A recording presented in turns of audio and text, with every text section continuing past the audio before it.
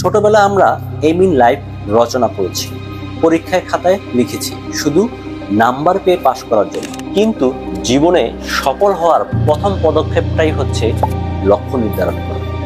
আপনি মেশিন গানের এক কোণা থেকে ঠাস ঠাস করে গুলি করছেন। যদি আপনার টার্গেটই ফিক্স না থাকে তাহলে এই গুলি করা আর না করা একই কথা।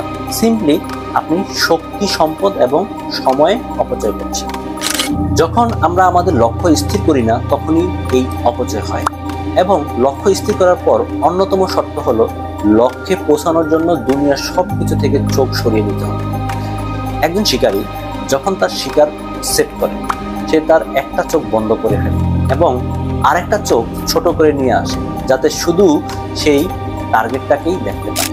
আপনি যদি চোখ বড় বড় করে রেখে গুলি করেন, গুলি আপনার টার্গেট লাগবে না।